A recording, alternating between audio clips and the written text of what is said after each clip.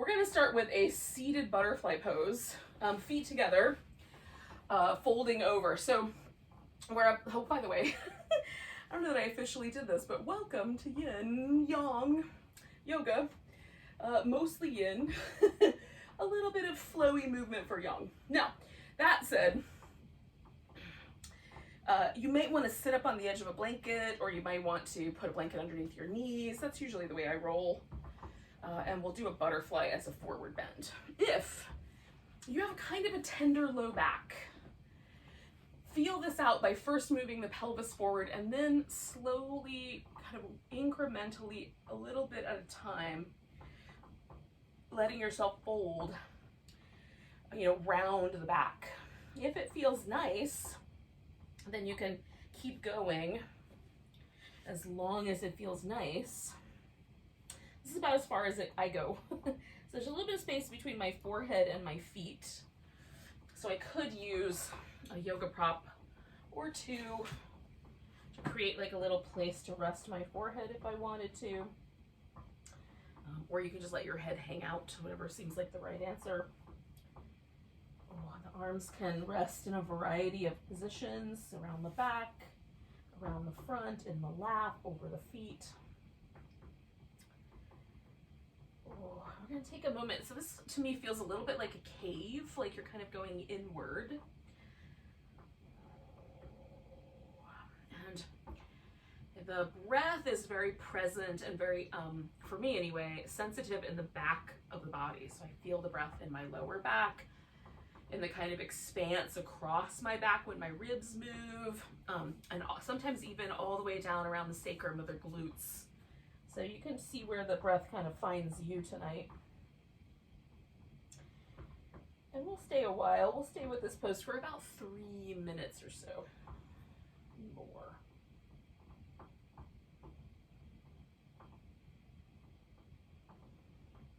That said, if you decide you need to leave a pose early, you can. You've got full. I don't know that you need it, but you have my permission to do what's right for you. In case you need permission.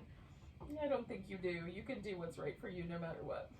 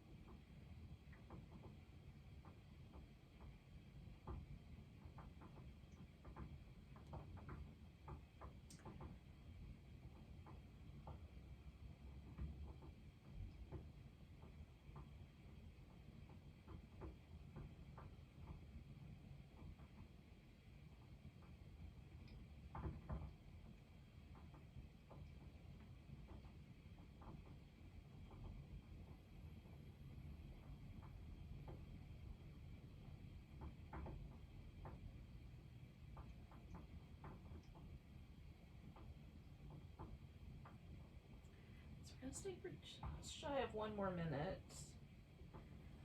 As a group anyway. And again, this might be that point where you realize, I think I want to spend a little more time in between poses. And you could do that for sure.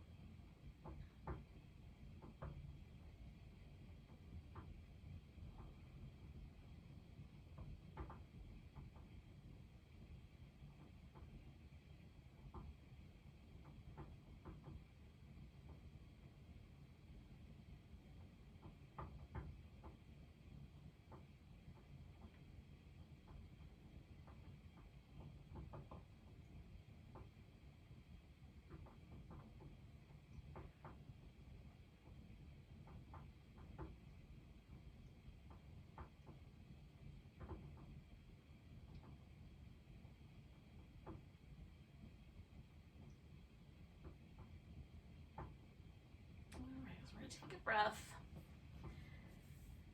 At the tippy top of that breath, start to unfurl your spine. It might be that you'll need more than one breath to do this, but you're going to come out with the pelvis once your spine is kind of neutral. And we're going to give ourselves a moment here just to straighten out the legs. And notice how the spine sort of settles. So the yang of this is going to be a really gentle kind of movement in the ribs and the spine. So I'm going to try to isolate this movement so that I don't involve my hip that much. I'm not leaning too much. There's a little bit of a shift, but mostly I'm trying to emanate this movement from my rib cage. So I'm doing like a little side to side, a little forward and back, and even a little kind of swirly circle. And starting really small. And if it liquefies a little bit and starts to feel really easy in my back to move like this, then I might increase the range of motion. But for now, just starting with a really tiny range of motion. Now, the main thing with Yin Yoga is that we want to do poses when the tissue is relatively cool. That does not mean that the ambient temperature of the room has to be cool. The ambient temperature of the room is whatever the ambient temperature is, but we're not doing things that warm the muscles or warm the body. That's a yang approach to the practice, is to become really warm. So this yang is maybe the part of the yang that's like partially in the yin. Like it's movement, but not overly warming, right on? That's kind of what we're going for tonight. I'm gonna kind of stay in this lunar,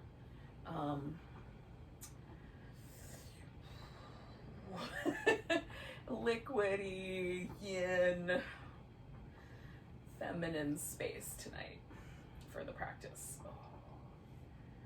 Okay, so it's getting a little more fluid. So now I'm gonna do like a slightly bigger range of motion. It's definitely, there's a difference for me with going side to side.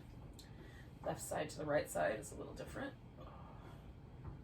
And then I'm gonna do some little twisting movements right down the axis here.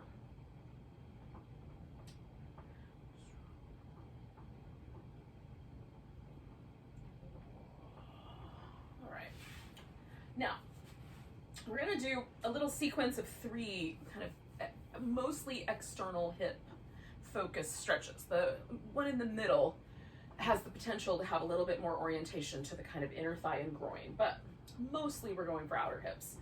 So you can do the better part of this as a sort of lying on your, or at least half of it, either end, lying on your back. So if anything that I do in the next little bit feels really inappropriate or abusive to your hips, you could assume this same shape just laying on your back. So the first shape is going to be either the cow face called shoelace in the yin world, where you stack the 2 knees on top of each other, or the shins stacking up on top of each other for the square pose. Kind of, if you look down, you kind of get a square, or some combination. So I might have more of a cross-legged sitting position, but my thighs are parallel to each other. So that is a little different than the butterfly, where the knees were wider than the hips. We're trying to get the knees at least width of the hip or narrower, so that we target this outer portion as opposed to the inner thigh. Now, that said, everybody's body's built a little different. You may experience a pose somewhere that I'm not indicating. It's perfectly normal. To target more along this outside, you just bring the legs as close together as they're willing to come. And that might be done better on your back. So if you want to do it that way, you can. So I've stacked up a block so I don't have to rest my ankle on my thigh. I can bring my knees a little closer together than my hips. And then if I hinge forward, I feel a whole ton of sensation on this outer hip. If I want to back that away, I come out of that. If I want to go further, if I want more sensation, I dip further in at the hip here. I'm going to find a sensation and then pause and see where it goes.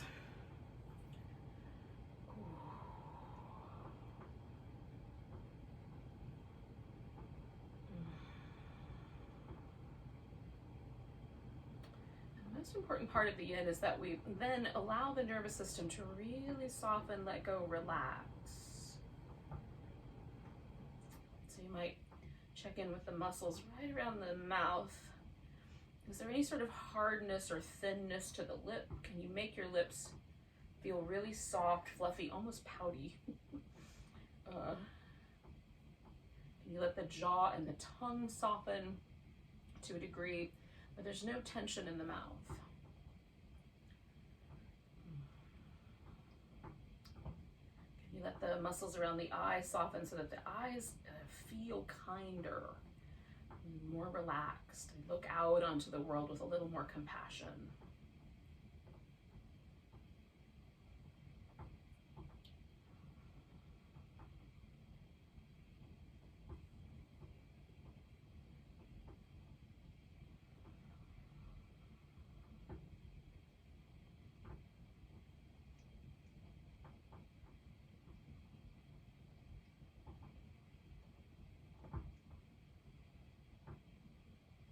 Try to stay as present as you can for the shape. We're going to stay for about another 2 minutes, a little less than that.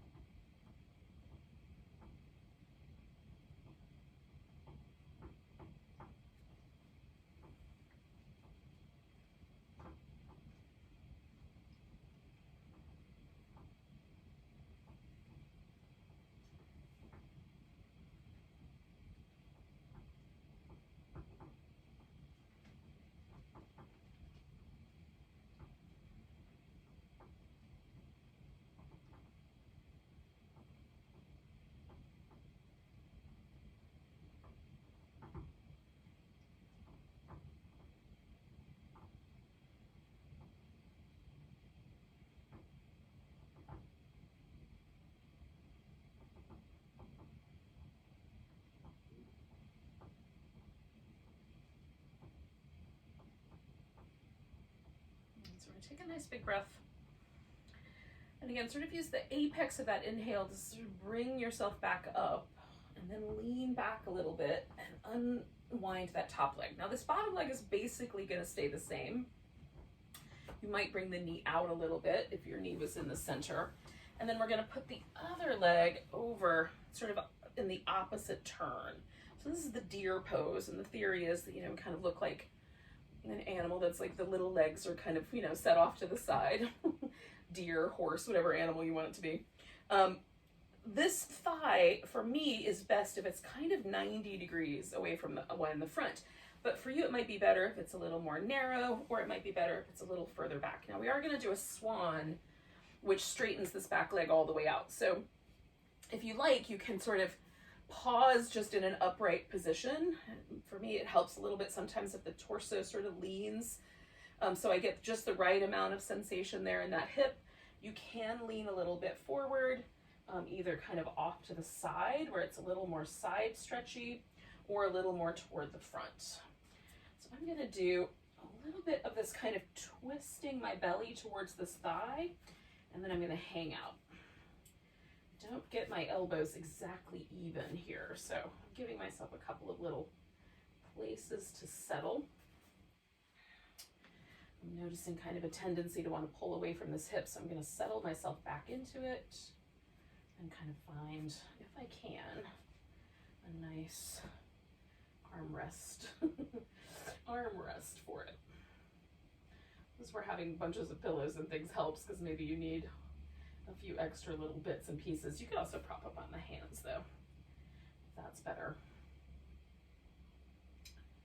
So I don't want to leave this hip behind. I'm still trying to center a little bit of my energy down into this hip and into the sit bone, but still giving this kind of twisting torso,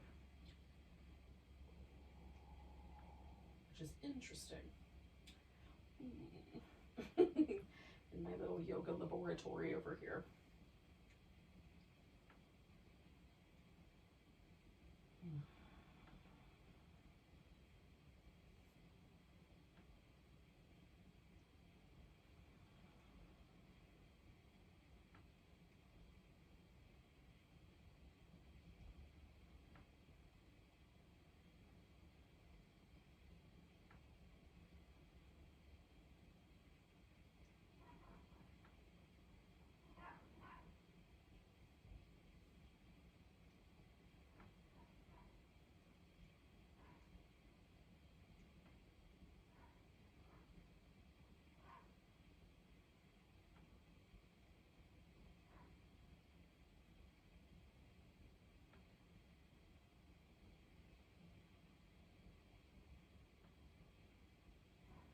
stay for just about another minute here.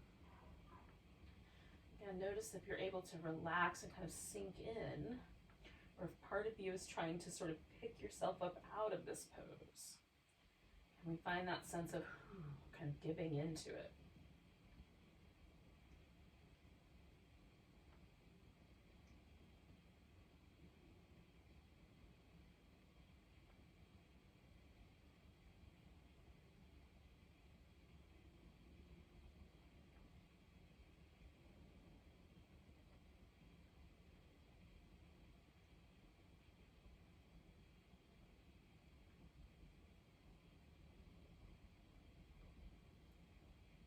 Now, for me, coming into the Swan is going to be just a matter of sort of tilting myself, just turn just a little bit, tilting myself forward, adding a little bit of a prop there under my hip, so that as I stretch this leg back straight, I kind of find a support structure here. Your hip can touch the ground.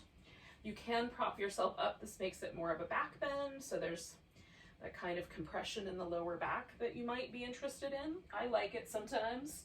You can make it more of a forward bend, right? So however far down that seems like it wants to go. I like to do kind of in between. So I like a little bit of the back bendy quality, but I also like it to be a little more relaxed. So I just stack up some props so that I can make that a reality.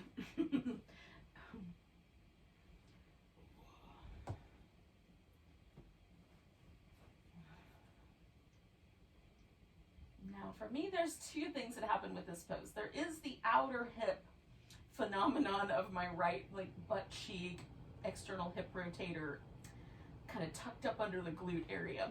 There's also a long kind of stretch here through the hip flexor and part of my abdominal muscles. So sometimes I like to lean a little bit into that, kind of pull the weight over towards that, in my case, my left side, just to sort of center it a little bit more. But if there's any numbness or tingling in the foot in the front, you might need to open up some space or flip this pose upside down. And we'll stay for about 2 more minutes.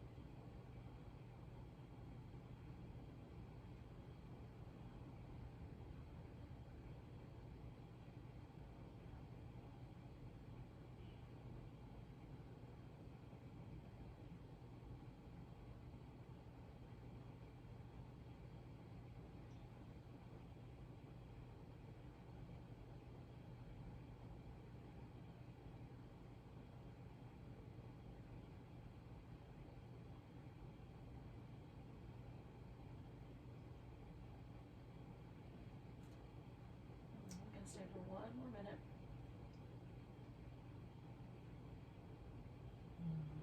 Again, trying to just check in. This last minute is a good time to check in, make sure the face is really relaxed, the body is allowing itself to sink into the pose. If your body is resisting you, listen to your body, for crying out loud.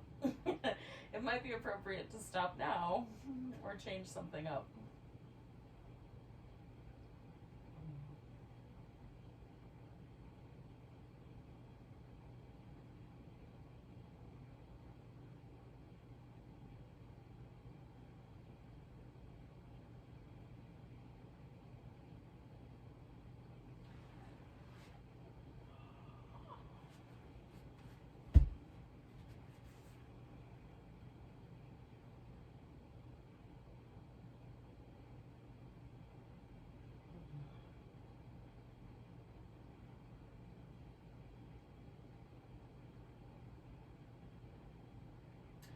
Now, one option for getting out of this is to tuck your toes, put your hands on the floor, and head into downward dog. I'm gonna take this left leg and just bring it around and then kind of roll off of my support here. And just give everything a little shimmy. I'm gonna lay on my back and do some movement with this leg. It's gonna start with me just kind of rocking the baby a little bit. So I'm kind of back in that shape that I was just in. Then I'm gonna straighten that leg out. Rock that baby. Straighten it out. I'm just kind of teasing back into the same areas. And then I'm gonna just give that leg a little shake. So if I concentrate the shake like really fast, it tends to sort of concentrate itself up kind of near my ankle, at the foot. I can feel like the top of my thigh. If I do a bigger shake that's sort of more of a rotation, then I feel that more in my glute, outer hip, hamstring area. So I'm going to do a little bit of both. I kind of shake, shake, shake, shake, shake, shake, shake. And this bigger, slower kind of rotation. Okay, now putting that leg on the ground. I'm going to windshield wiper it out all the way straight. Give myself a nice big stretch. And at this point, I'm just going to pause for a moment and see if I can feel differences between my left and right hemispheres. Now, we did a bunch of different poses. Some of them sort of landed a little more on the left side. Some of them landed a little more on the right side. So there may not be a really dramatic one side difference, but there might be. For me, there's a definitive, like slight asymmetry, but I can't point to any one particular, like sometimes one leg feels longer than the other. That's less so tonight, but there's a kind of different sensation in each hip. There's a kind of different relationship that I'm feeling with my hips and my lower back. Like just slightly different on each side. None of that is unpleasant. And so I'm gonna do exactly the same thing on the other side. If what you found at the end was unpleasant, right? There's some soreness or some tenderness. You might choose to do one of the poses differently and see if that makes a major difference. Like do one on your back instead of on your, in a seated position or upright position. So kind of give ourselves permission to let this be a little bit of an experiment as needed.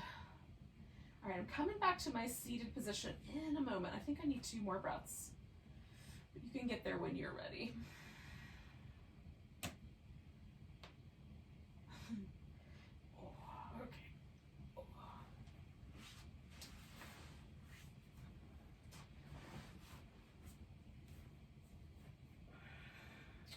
Now, last time I had my left leg up on top, so this time it's going to be the right one. So I'm going to go for that.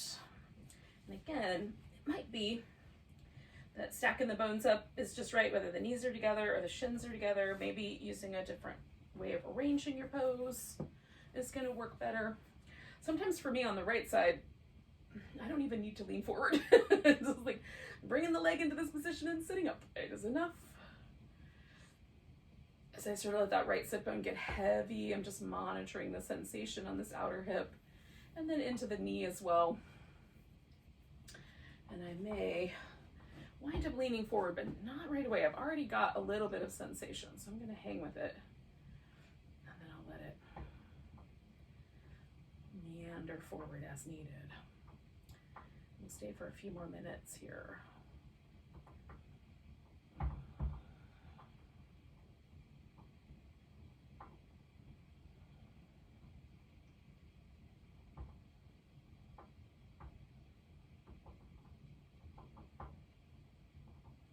Again, I'm trying to sort of become really aware of the kinds of ways that I hold tension in my body that are sort of under the radar of my conscious mind. And it happens a lot. Like there can be just a subtle sort of tension like in my glutes, or a subtle tension again like around the mouth or the eyes. The face is a really good place to hang out because 3 of the pairs of cranial nerves that are responsible for parasympathetic response, that relaxation response, actually go to the face. So they control like dilation of the pupils, some kind of movement and salivation in the mouth, and facial expression. And so when we're pushing too hard, it'll almost always show up on our face. If the nervous system is not relaxed, it'll almost always show up on our face. So tuning into those little subtle muscles can be really helpful. And then just sort of, if I travel with my consciousness to kind of down the center of my spine, and around like the deep belly and the areas where the hip flexors live, kind of in behind the internal organs. That's the next place where I will find really subtle tension, a kind of almost a subtle sort of picking myself up off of the pose. And so those are places that I kind of like to tune into and see what's happening. Really good. I think we've got around 30 seconds left here. Somewhere in that neighborhood.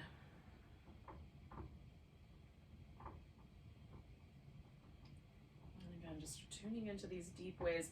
One of the things that's interesting too to me about these kind of deep tension levels is that I find them showing up when I'm uncomfortable in a life situation, not just a yoga pose.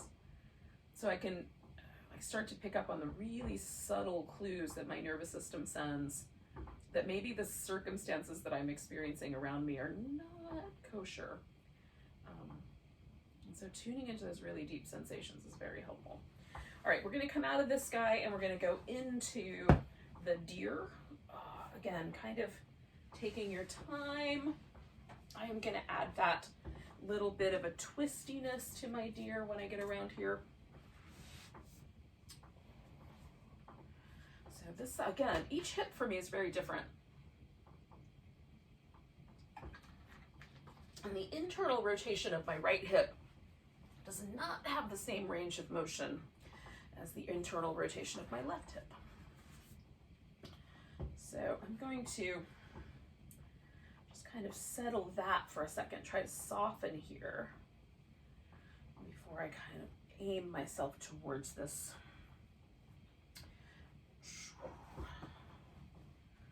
asymmetrical, slightly twisting shape.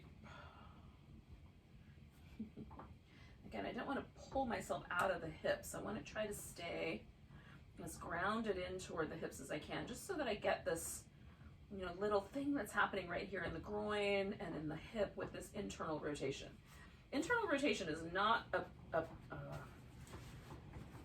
shape position that I use a lot in my regular life. I don't have to internally rotate my thighs very often, and I'm not built for it. But doing it seems to create a kind of balance in the movement of my hip, a kind of fluidity in the way my hip moves that makes me want to keep doing it and find certain appropriate times for it.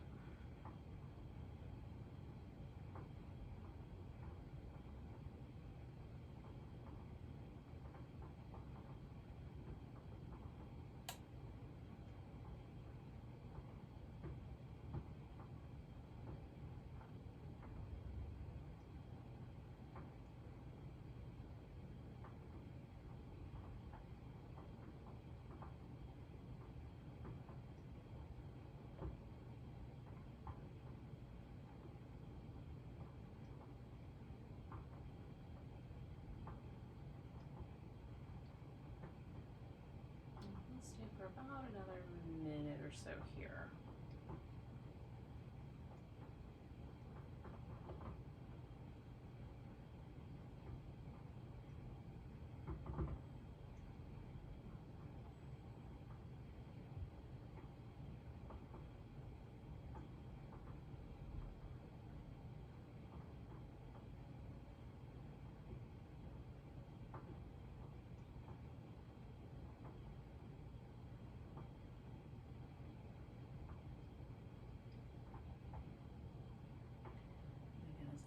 Tune into those really subtle sensations of tension or relaxation, just trying to keep this as relaxed as possible, as welcoming as possible. Take 2 more breaths.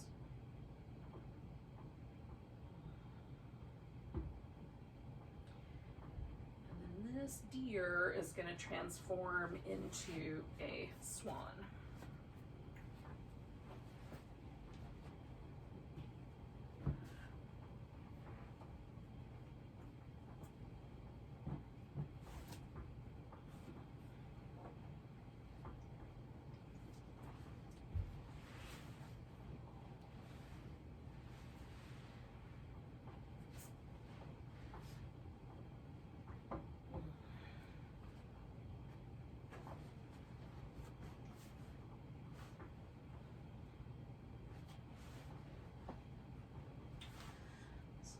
Getting the support just right takes a minute. Don't be afraid to keep fiddling with it. And again, you can always flip this pose upside down. Maybe that's the best way to do it tonight.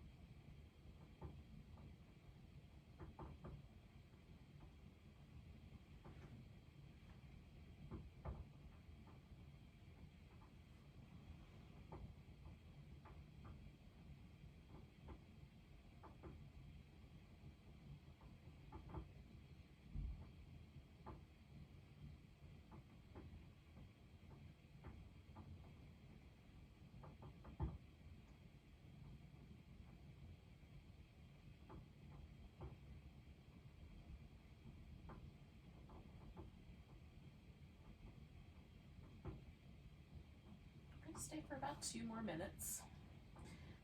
So if you have any sort of thoughts or changes you want to make, you want to just stop thinking about whatever you were just thinking about and come back to the present moment. There's your little touchstone.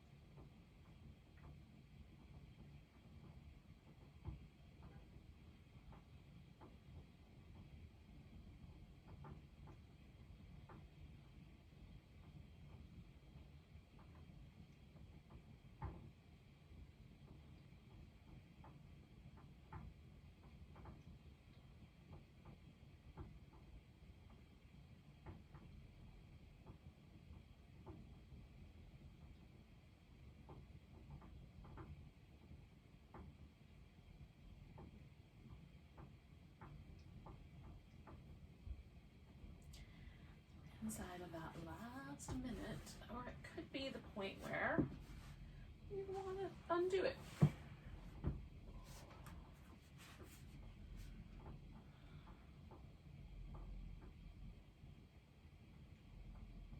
Now again, you could, when we're ready, in a moment, but not quite yet, or maybe now, you could take this back to downward dog. Again, I'm going to do this kind of swing my right leg all the way back around to start, and then come onto my back. That's going to be my transition space. So I invite you to that, or to do one that's right for you. In the meantime, we've got about 3 more breaths.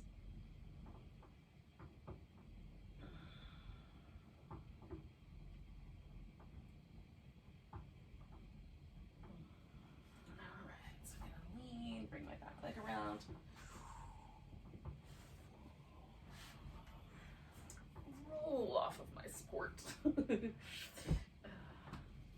clear out some space.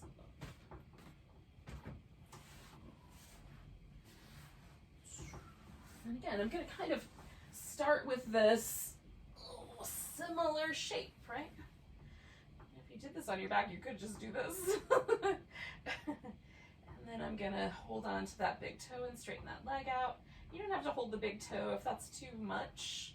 You could hold the back of your leg and your ankle instead. You don't have to straighten the leg all the way out. It just feels kind of nice to me to work between those two. And then I'm just going to give that leg a little shake out. If it doesn't feel ready to shake yet, do one more round of the shimmy, kind of rock the baby, a hamstring stretch, and then bigger shaky movement. It's interesting, like tonight my left side is way more sensitive than it usually is.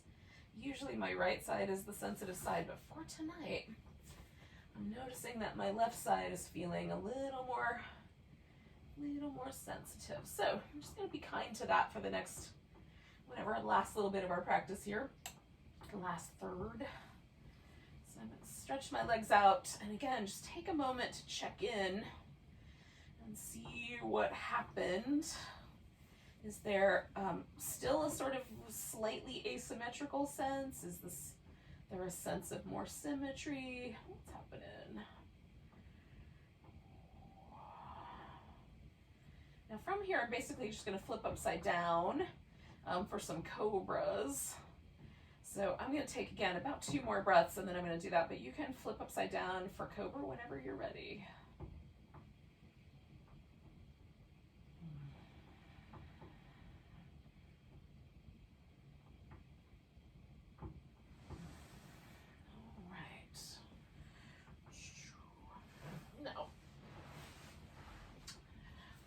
Cobra.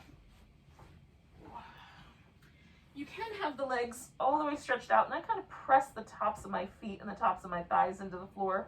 But if that causes any trouble for the back of your thigh, or knee rather, you can bend the knees a little bit. You can even cross one ankle over the other. So if that seems like the better option, definitely try that out.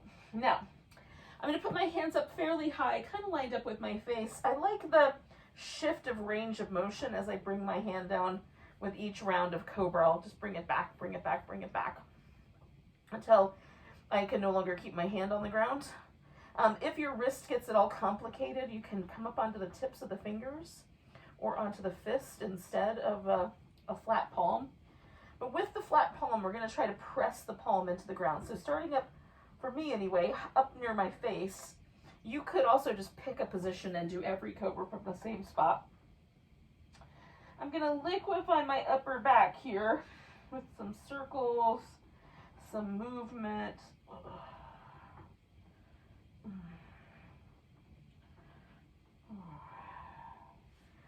And then anchoring through the legs, lift into Cobra. Keeping the neck nice and mobile, and I'm pressing my hands down and pulling. So to broaden the chest, open up a little bit through the upper back. So I'm going to slide my hands back like an inch or so. And again, sort of roll the shoulders, move them up and down, squish them together, pull them apart. Just liquefy the upper back, get it jiggly. Get the muscle there super relaxed and soft. And fluid. And then lift into Cobra, broaden the chest and kind of widen through the whole shoulder area. Coming back down, I'm going to slide my hands back a little bit once again.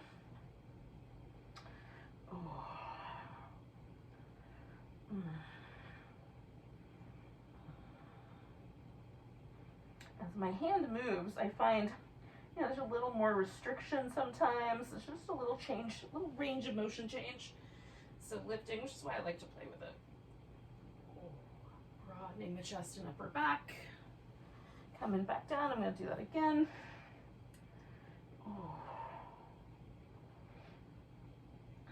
Now I'm entering territory where my palm doesn't want to stay on the ground, so I'm just pressing into my fingertips. When I lift, it'll come back to the palm. coming back down in one more. And again, for me, this is a fingertip sort of position. Because now my hands won't stay on the ground. Oh. And there's a definitive change in the range of motion of my shoulder. Okay, lifting into Cobra, widening through the chest and upper back. And then I'm going to come to a Sphinx. So the elbow a little forward of the shoulder and closer together than shoulder distance. For me, that helps me relax. You can do a crocodile where you just cross the forearms and put the chin or your forehead on your arms. You can do a seal where you prop up on your hands with the arms straight.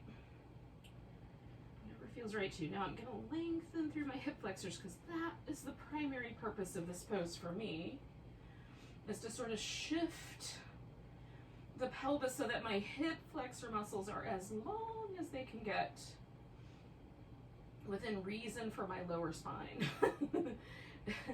The lumbar spine is not being asked to do more than it actually has a natural range of motion to do. I'm just kind of pressing up against that edge and trying to relax my glutes, which is not easy with a back bend. The glutes automatically want to help out, so they'll contract. Notice if that's true for you. And sometimes if I check in with like, will my butt jiggle? If I wiggle my foot, like, is there a corresponding like jello jiggle? That means the muscle is relaxed, incidentally. I once had a massage therapist tell me that twerking would be really good for my back. And what she was trying to get at was some fluid movement around my lower back, butt cheeks. Hips would be good for me. I'm pretty sure she did not mean in public. Oh, but it struck me as funny, so I'm telling you as a story. But yeah, pretty close to that level of like gluteal softness is what we're aiming for. I'm gonna do like another 30 seconds here, y'all.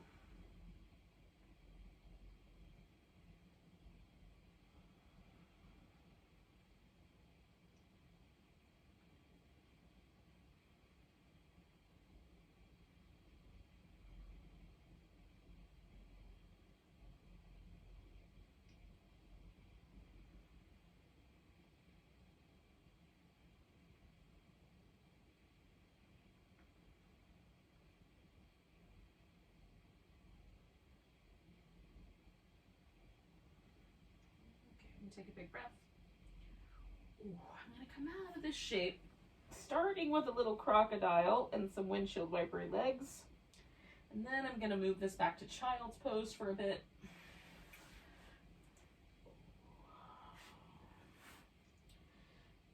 Maybe pausing along the way for some movement. Liquefy the child's pose.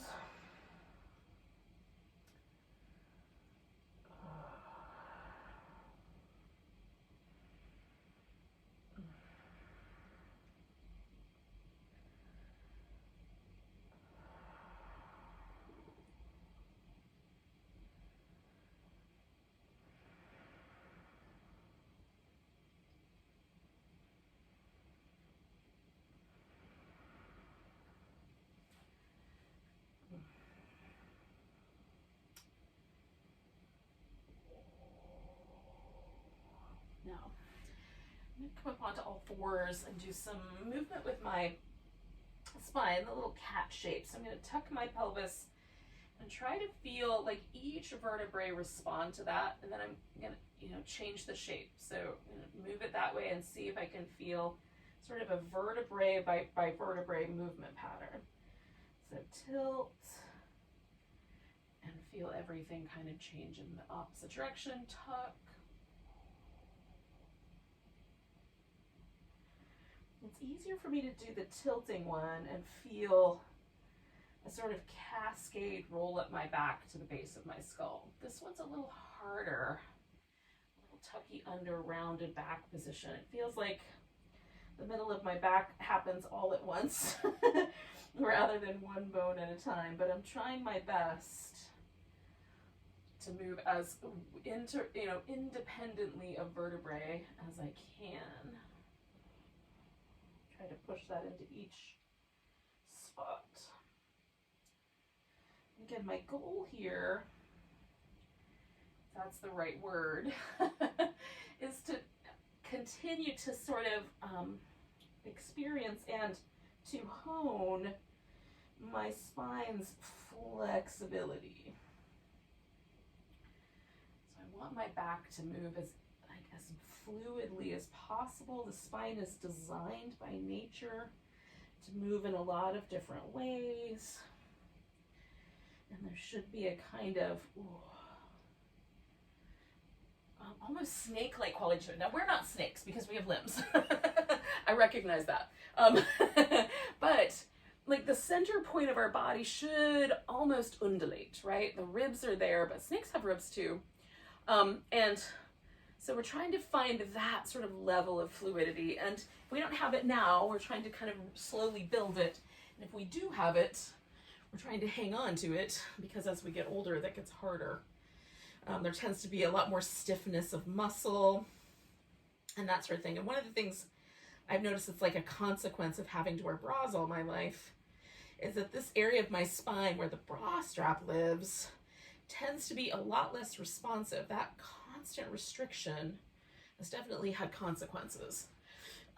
So I'm particularly attuned to that. Now, I am laying on my side, in case that has not become readily apparent.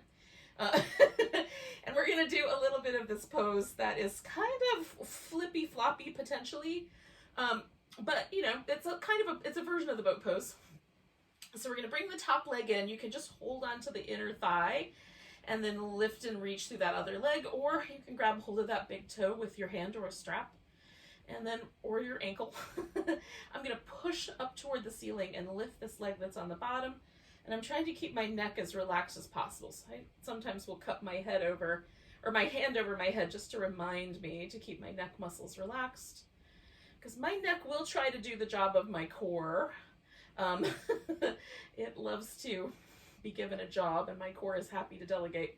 So I'm trying to use my core to create this shape. So I'm lifting from my center point. Are there other stretchy things happening? Yes. But I'm also allowing myself to sort of rock back and forth over this kind of slightly fleshier spot on my hip and try to stay present. I don't want to be on this greater trochanter that's on the bottom there on my femur. I'm on the sort of glute area on the side of my hip. Glute medius, glute minimus. Okay, one more of those. Little tilts. And then I'm gonna let go and slowly bring that leg down. Now I'm gonna turn this into a twist. So I'm just gonna start with my knees bent, and then I'm gonna try to rearrange my upper back to be into the twist. It does help if I put a little something under my knees. It puts a little less pressure on my spine. So you can add extra props as needed. You can turn the head all the way into the twist, like straight up toward the ceiling with the nose, or out to the opposite side. If your neck has a preference, you might go with that. If not, you can shake it up. Try moving a couple breaths in each spot.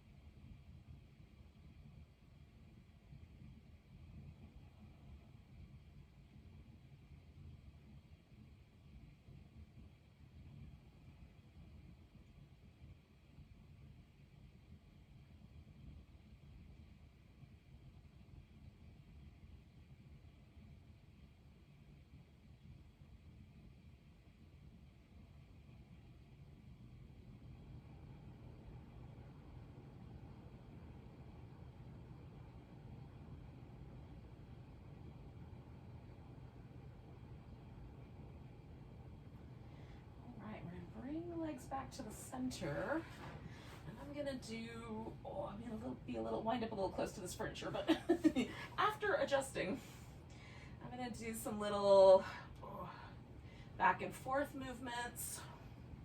And then I'm gonna roll onto my other side. And you guys know kind of what's going on, so we're just gonna do that. And then I'm gonna grab hold of this guy. Oh, hey, hip. I don't know if you guys could hear that pop or not, but that feels good. All right, so once I've gotten this sort of anchored, I'm gonna lift this guy. Now, if I stay really on that hip, I'm right on that bony protrusion on the outer part of my thigh. So again, I kind of roll a little bit toward the back, this kind of side area of the back. There's a sort of, whoop, okay, there's a flatter section of the hip. We want to get on that fleshier bit. That's what we're after. And then I'm going to float kind of back and forth. That's a little out of control, so I'm going to try to use my core a little bit better to keep a little more control of that little boat shape as I bob up and down here. This side's a little harder for me to control, which I find really interesting. The first side, I usually really have no trouble, but this side's a little more tricky.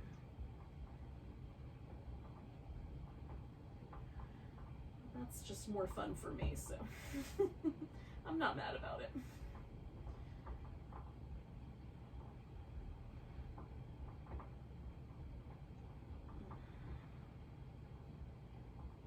I'm gonna do about 2 more of those little kind of bobs if I can maintain my seaworthiness here.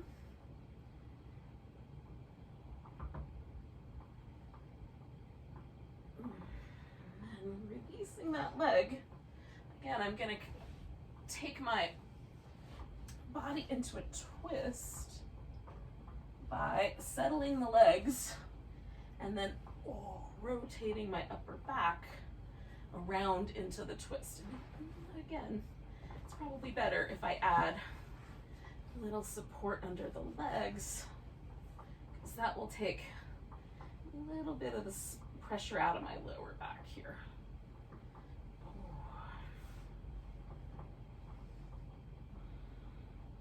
And it'll let me more or less get my upper back level, which is nice. So again, now that I'm here, I'm kind of sinking into this, releasing any sort of tension I'm gathering in the core, trying to let that whole space between my ribs and my hips just let go and relax.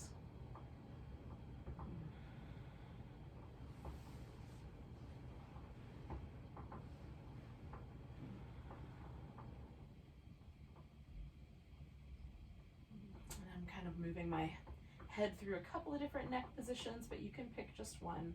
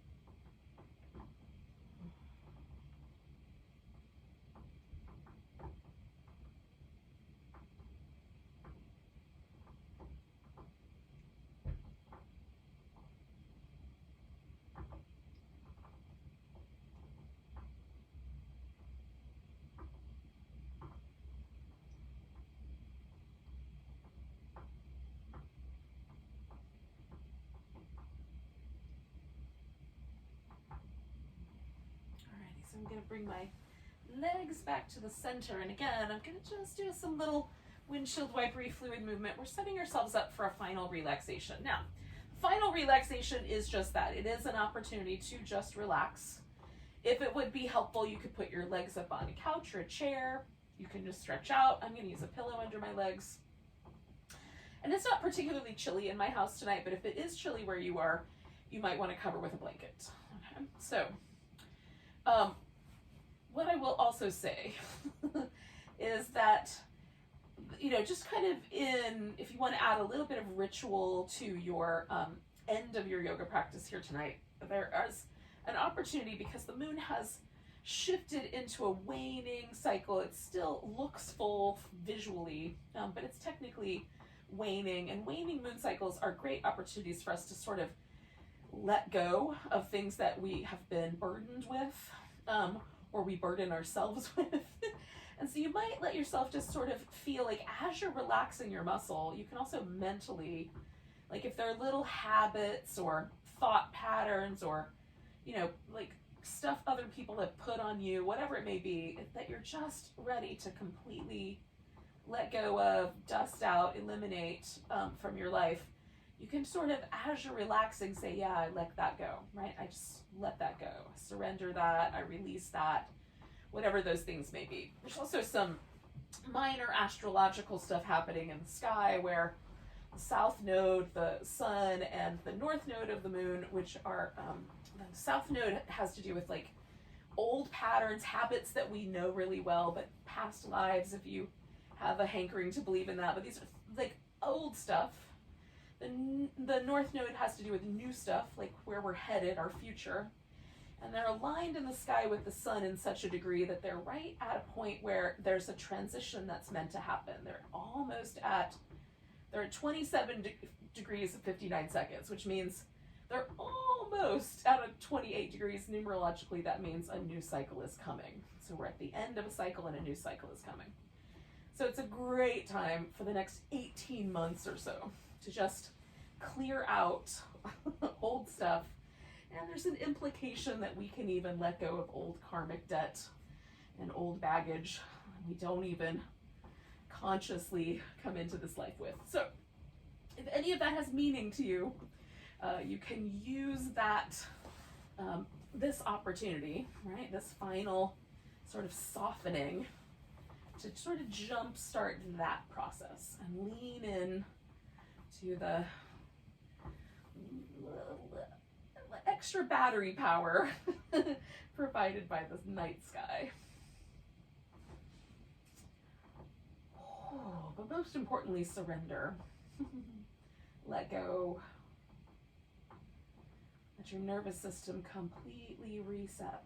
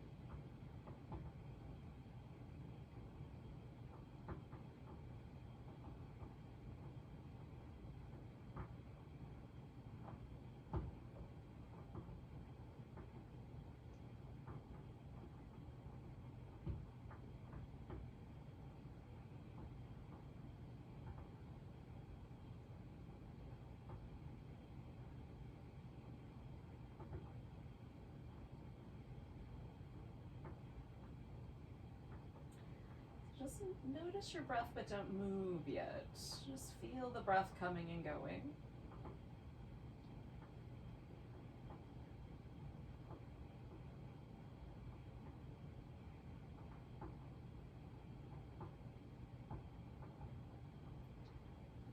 The picture that I'm kind of putting into my own head is this picture almost like you know, just before a butterfly emerges out of a chrysalis, just kind of imagining that all the old stuff that I'm ready to leave behind is going to kind of stay on the ground like a little chrysalis, or, you know, like the way the cicada beetles kind of leave their whole exoskeleton behind as they emerge from a new one. That sort of notion. I'm just gonna leave my old self behind here, like a little shell. And as I start to kind of stretch and move and bring myself out of this shape and back to sitting, can I imagine myself being completely refreshed, brand new.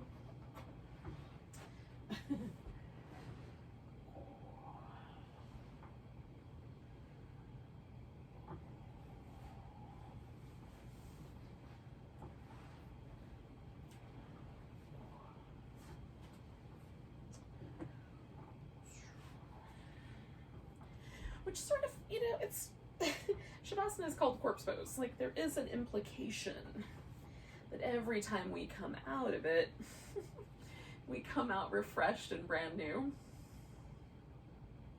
reborn, as it were, particularly with these lunar energies. It's nice to imagine that for ourselves. Let's take a nice big breath together. And a big deep sigh.